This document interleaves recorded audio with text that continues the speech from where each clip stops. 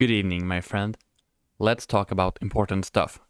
Wine corks are just a little bit wider than the inside of a straight bicycle handlebar. Just a little bit wider. But cork is a flexible material. If you can just get a cork foot in the handlebar door, the rest can be handled with some persuasive percussion. Sounds like perfect handlebar plugs, right? This is exactly what I have done here with my yellow bicycle. I picked up a knife and made the inside half of the cork narrower. Then I bashed it in with a rubber hammer. I think it ended up looking really good, but I got a few comments about how that will not actually have any protective function, because it is A, not covering the outside of the handlebar edge, and B, that thing will just keep going even further into the handlebar, faster than you can say, "Oh jolly gosh, it seems that I have crashed and this metal pipe is inside my kidney." And yes, you were right. It really didn't take much to move it. No bueno. But we're not giving up quite yet. And maybe you have already figured out the next step. Champagne corks.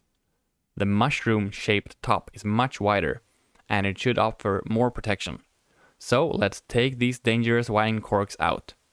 Luckily, there is a tool specifically designed for this very situation. You probably have one at home.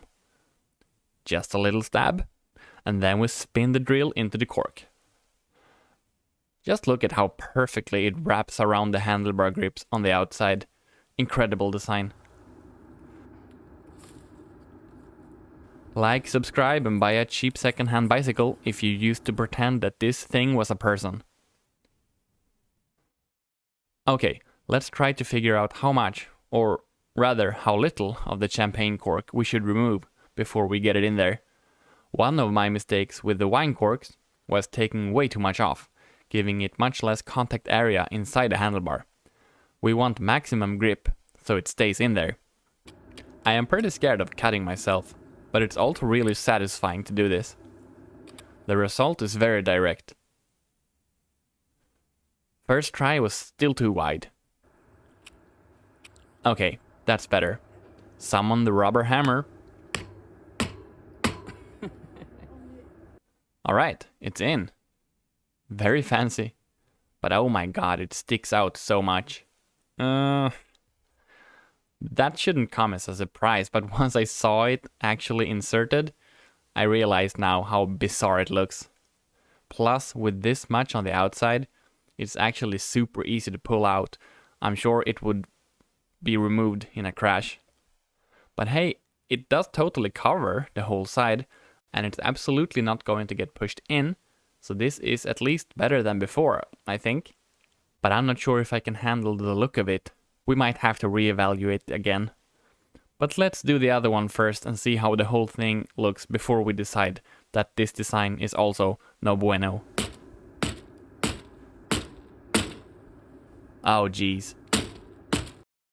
No, this looks really dumb. And maybe the very worst thing about this is that the outside part starts off narrow, then gets wider further out. It can never actually sit flush against the handlebar. And now the sun is about to set. But I don't really feel like leaving it like this. Let's be brave and bold and beautiful. I'm going to cut into the widest part right here to create a hard line and get more of the cork inside of the handlebars. I want to leave about as much of the widest bit as there is tapered bit.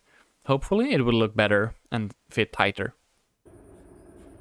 This was the scariest knife work of the day, but I had 0 accidents, thank you very much.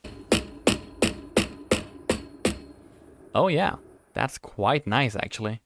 Kinda perfect, it almost exactly matches the outside of the handlebar grips. Now look at this monstrosity in comparison. Let's get you upgraded, buddy.